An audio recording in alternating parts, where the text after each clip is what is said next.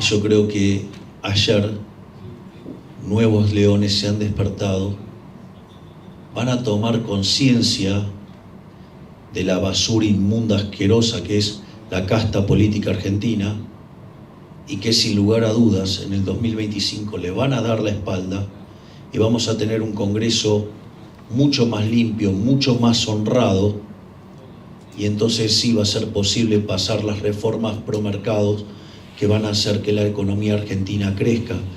Todo lo que toca a un zurdo lo convierte en pobreza. Es un día bastante interesante para hablar de Argentina, porque ayer en la sesión de la Cámara de Diputados, la casta política, como nosotros llamamos, a ese conjunto de delincuentes que quieren una Argentina peor porque no están dispuestos a ceder sus privilegios, empezaron a descuartizar nuestra ley de bases y punto de partida para la libertad de los argentinos, y para poder sostener sus distintos mecanismos por los cuales les roban a los argentinos. Y en ese sentido di la orden de levantar el proyecto. Entonces es importante que les cuente básicamente qué es lo que estamos haciendo y el rol que tiene el decreto de necesidad y urgencia y el rol que tiene la ley de bases y punto de partida para la libertad de los argentinos. Básicamente nosotros cuando llegamos al poder nos encontrábamos con una situación verdaderamente vulnerable. Argentina tenía déficits gemelos por el equivalente de 17% del PBI. Cualquier persona que esté entrenada en este tipo de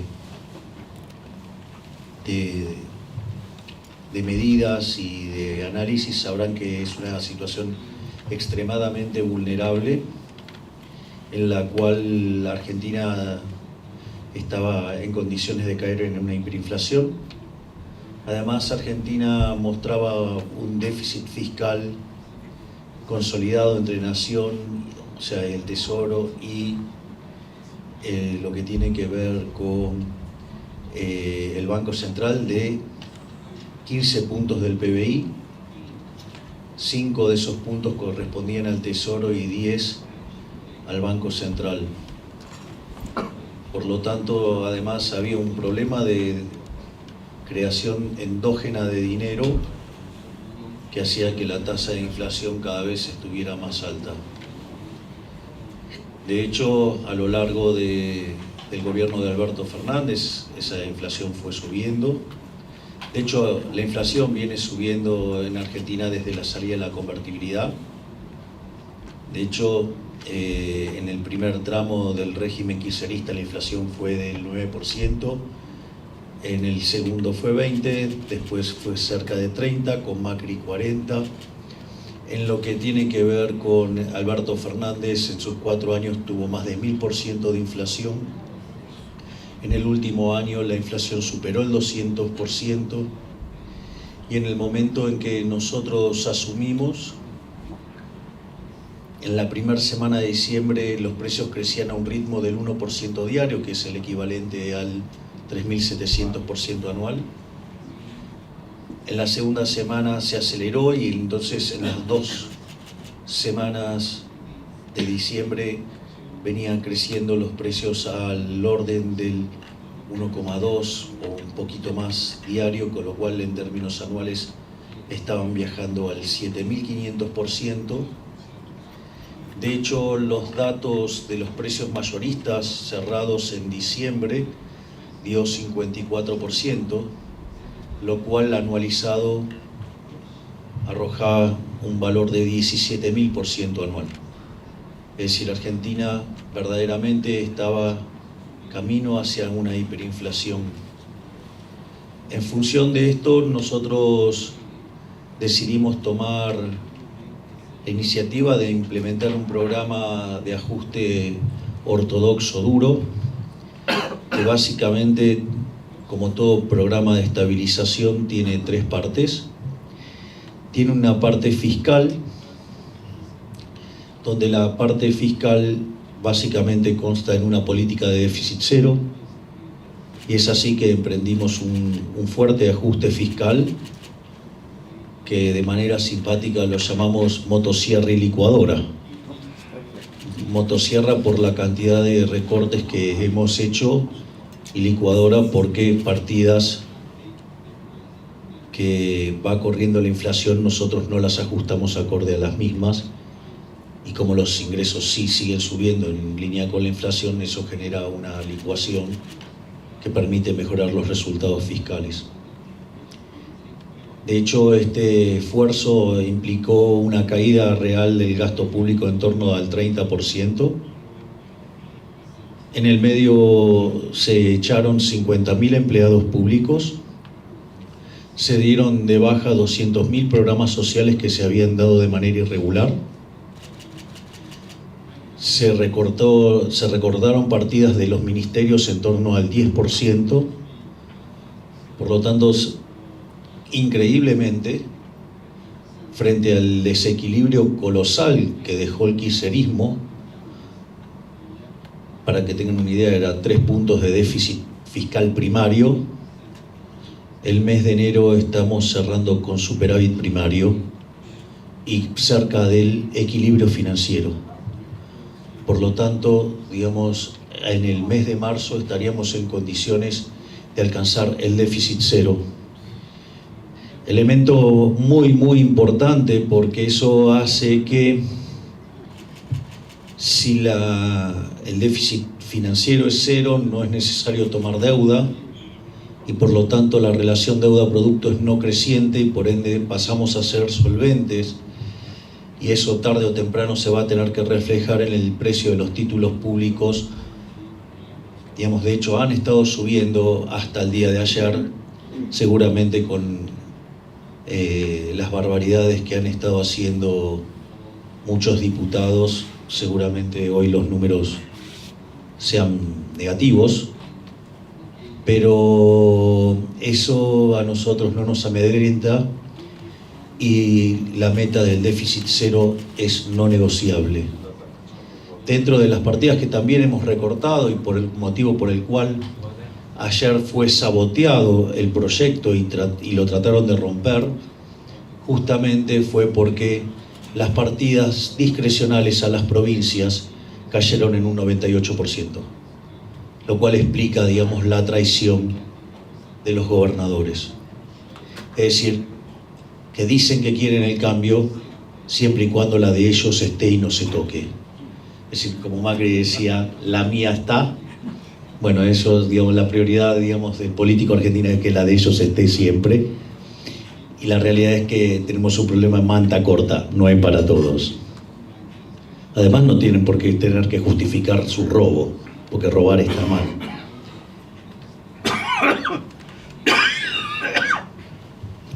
Por lo tanto, el programa fiscal sigue en la misma línea. En paralelo estamos aplicando un programa de saneamiento del Banco Central para terminar con el déficit cuasi fiscal, para tener un orden de magnitudes de lo que estamos haciendo. Nosotros, cuando recibimos el Banco Central, teníamos reservas internacionales netas negativas por cerca de 10.500 millones de dólares, y en ese contexto iniciamos un proceso de saneamiento del balance del Banco Central con el compromiso de no volver a emitir bajo ningún punto de vista, bajo ningún tipo de criterio para financiar al fisco. Y de hecho, desde que asumimos hasta hoy, la base monetaria prácticamente no cambió. Pero es interesante porque en el medio hemos comprado 6.500 millones de dólares Es decir que pasamos de estar menos 10.500 a estar a menos 4.000 en reservas internacionales netas. De la meta que nos propuso el fondo para el año, evidentemente ya cumplimos el 65% de la meta. Obviamente que estamos para sobrecumplir la meta también en el plano fiscal. Y esto es muy interesante porque si estuvimos expandiendo por sector externo, si además tenemos un problema que todavía no terminamos con el saneamiento del Banco Central y todavía tenemos emisión endógena por pago de intereses de los pasivos remunerados, aún así la base monetaria no cambió. Esto significa que la contracción que estamos haciendo desde el sector público es tan grande que compensa lo que se expande por sector externo y lo que se expande por sector financiero.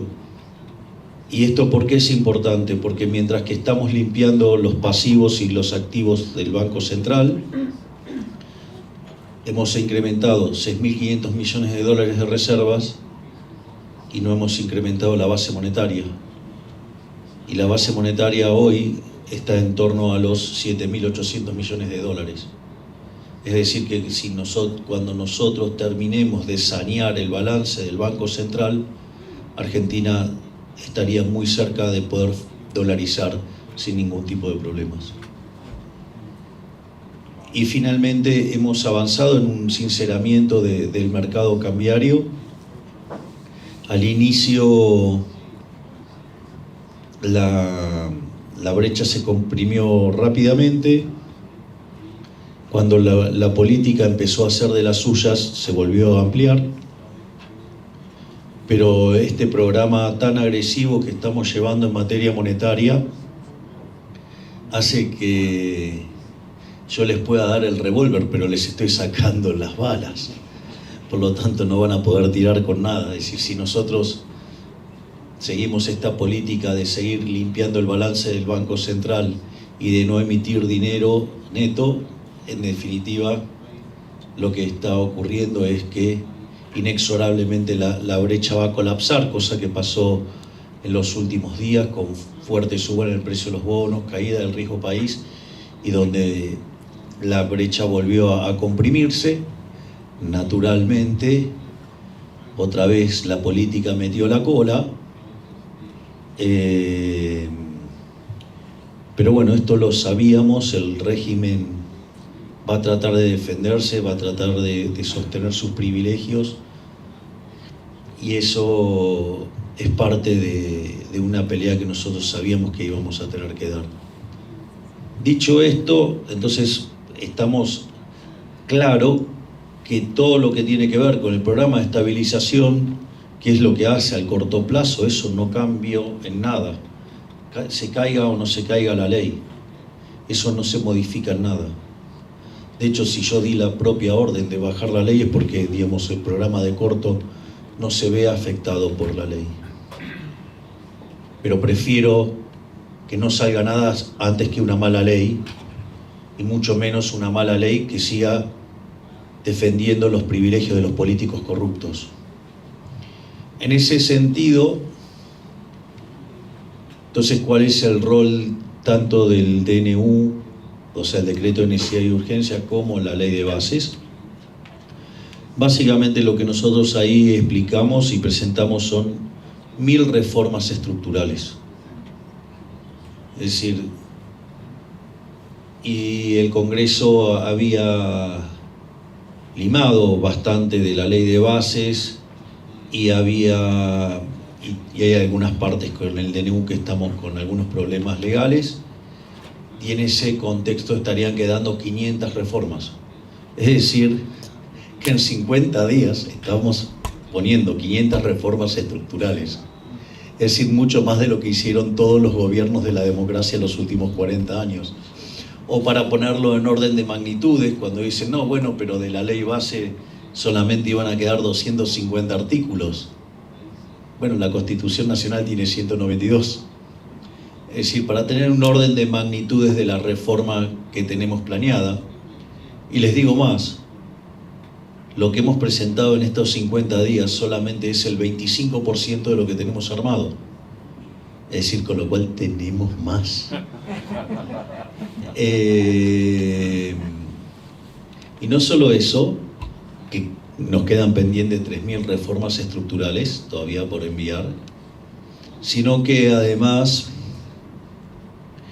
en este momento la unidad transitoria para la desregulación de la economía está ya avanzando con los decretos, así es que prontamente también haremos una fuerte limpieza de todos los decretos que traban el funcionamiento de la economía, y cuando terminemos con los decretos iremos por las circulares y demás.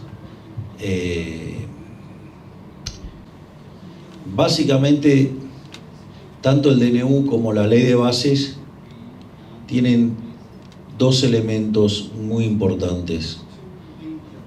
Voy a empezar por el más divertido y después vamos a las partes más sustanciosas. La parte más divertida es que es un típico caso de aplicación de lo que en economía de la información se llama principio de revelación, o sea, el signaling. Tanto el DNU como la ley son instrumentos que promueven devolverle la libertad a los individuos, promueven y potencian las estructuras de mercado, o sea, son reformas pro mercado, no pro firma, sino pro mercado, y al mismo tiempo elimina muchos negocios oscuros, turbios y corruptos de la política. Y eso hace que ponerse en contra de estos instrumentos los deja del lado de los ladrones, estafadores, mentirosos y corruptos que han hundido a la Argentina. No en vano, digamos, estamos publicando aquellos diputados que votaron a favor y que votaron en contra, y quiénes son los que votaron traicionaron a sus votantes diciendo que estaban en favor del cambio, y en realidad son kirchneristas de buenos modales, digamos, o sea, son lobos con piel de cordero.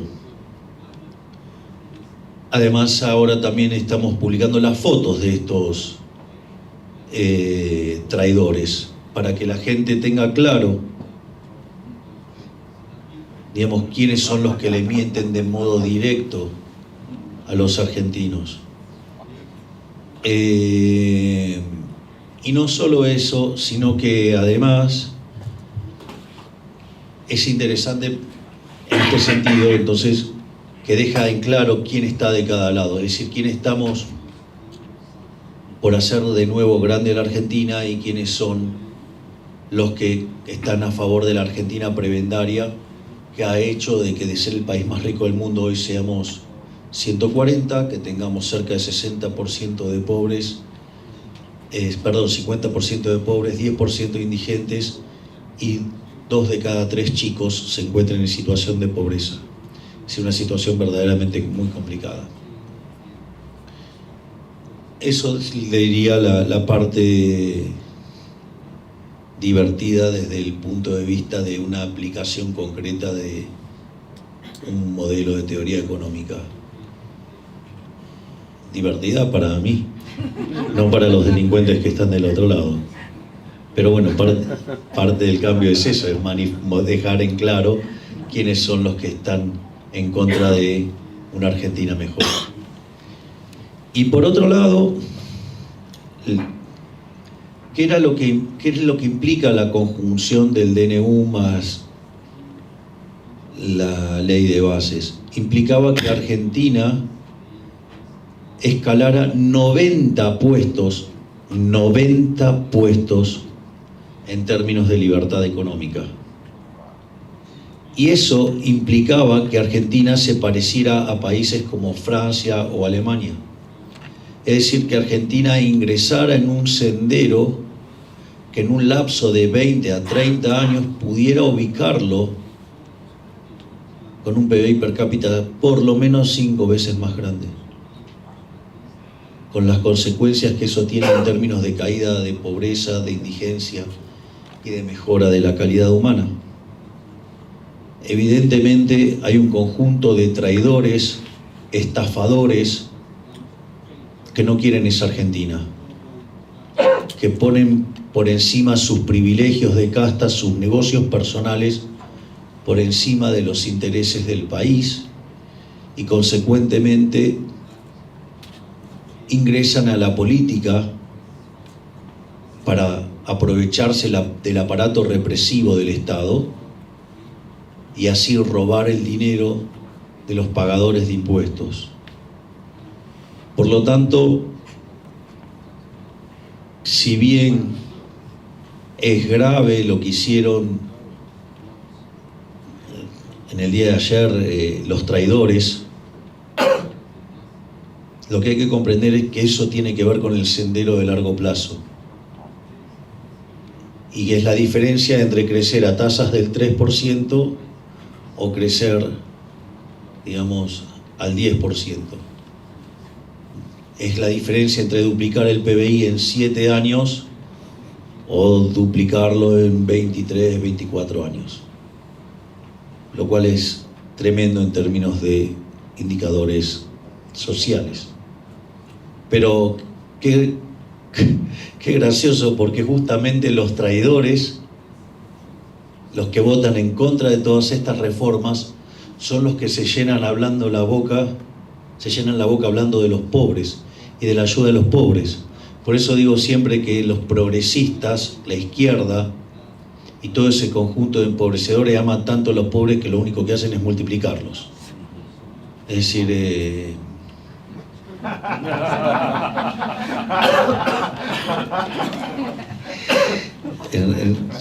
es como el rey Midas, pero al revés.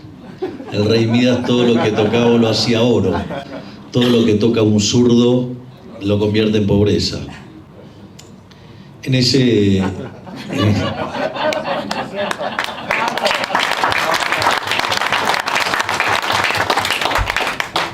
Hay una frase que suelo usar, que ahora mi novia la subió, la agregó a su espectáculo, que dice: el socialismo es siempre en todo lugar un fenómeno empobrecedor, que fue un fracaso en lo económico, en lo social, en lo cultural, y además asesinó a 100 millones de seres humanos.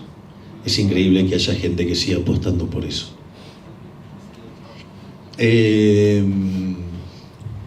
Naturalmente a mi novia le sale mejor. Digo, es más linda, es más talentosa, baila mejor. Bueno, digo, yo soy solo un presidente.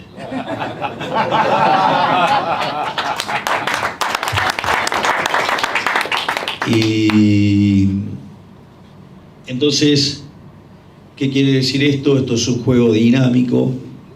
Nosotros en el proceso decisorio siempre pensamos en términos dinámicos, en términos de árboles decisorios. Entonces, la realidad es que si nosotros estabilizamos la economía, la inflación ha empezado a bajar. La inflación del mes de diciembre, en las 3 primeras semanas, venía al 30, con lo cual íbamos camino del 46 y terminamos en 25, es decir, la última semana de diciembre tuvimos deflación. En el mes de enero estaríamos con una inflación en torno al 20%, pero con 10% de 10 puntos porcentuales de arrastre estadístico. Por lo tanto, la tasa de inflación estaría bajando a niveles reales del 10%. Y cuando uno toma mayoristas, que suele anticipar lo que pasa con minoristas, parece que del 54 estaría cayendo al 5. Por lo tanto, estamos siendo exitosos en materia de contener la inflación a velocidades verdaderamente rápidas.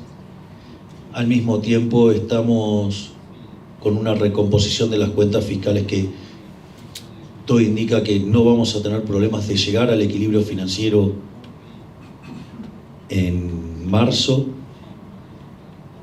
si continuamos con este proceso de saneamiento del Banco Central podríamos estar liberando el cepo a mediados de año, y al liberar el cepo y eliminar ese exceso de demanda subyacente en el mercado de divisas, se eliminaría el exceso de oferta en el mercado de bonos, con lo cual el precio de los bonos subiría y la tasa de interés caería el riesgo país. Eso eliminaría el exceso de oferta en el mercado de bienes, con lo cual tendríamos un rebote en el nivel de actividad económica y eso generaría mayor demanda de trabajo, con lo cual eliminaría el exceso de oferta en el mercado de trabajo, mejoraría los salarios reales, entonces sería posible reducir el gasto público en términos de asistencia social y además la economía empezaría a rebotar. Además, la destrucción de capital que tuvo la economía en los últimos 20 años haría que también sería posible crecer a pesar de los comportamientos anómalos de la casta política, anómalos en términos de buena economía, ¿no? Para la economía de ellos es fabuloso. Miren, hay una anécdota que cuenta Federico Sturzenegger que es maravilloso. Le hacen una entrevista a una persona que trabajó durante 30 años en la Quinta de Olivos, el lugar donde vivo. Es una suerte de palacio. Es algo que está entre un palacio y el paraíso, más o menos. Que es un gran motivador para hacer bien las cosas. Entonces, en ese contexto, dice, porque uno cree que Argentina es súper inestable y que es súper traumática y todo. ¿Y qué es lo que contó esa persona que estuvo 30 años trabajando en la Quinta de Olivos? Que cambiaban los presidentes. O sea, cambiaba el dueño de casa, o sea, el inquilino, si ustedes quieren. Pero las personas que iban a Olivos seguían siendo siempre las mismas. Entonces, nosotros justamente vinimos a cambiar eso.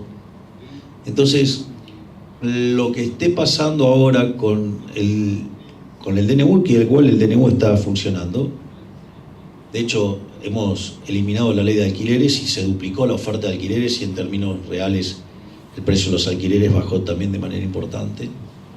Pero al margen, digamos, de distintas medidas de éxito en las cosas que fuimos proponiendo, lo más importante es que si nosotros somos exitosos en la estabilización de corto plazo, vamos a llegar muy fortalecidos a las urnas el año que viene. Y entonces yo veo con mucho optimismo lo que pasó anoche, porque dejó de manifiesto qué es la casta, los dejó en evidencia. Es decir, todas esas cosas que nosotros fuimos presagiando y adelantando durante la campaña se hicieron realidad. Y yo creo que, como dije en un discurso, que yo no venía a guiar corderos, venía a despertar leones. Y yo creo que ayer nuevos leones se han despertado, van a tomar conciencia de la basura inmunda, asquerosa que es la casta política argentina, y que sin lugar a dudas en el 2025 le van a dar la espalda y vamos a tener un Congreso mucho más limpio, mucho más honrado, y entonces sí va a ser posible pasar las reformas pro mercados que van a hacer que la economía argentina crezca. Y eso hace a las cuestiones de largo plazo, pero en el corto plazo está dominado por la coyuntura, y la coyuntura la tenemos bajo control, porque no solo sabemos lo que hay que hacer, sabemos cómo hacerlo, pero sobre todas las cosas tenemos el coraje y la voluntad para hacerlo.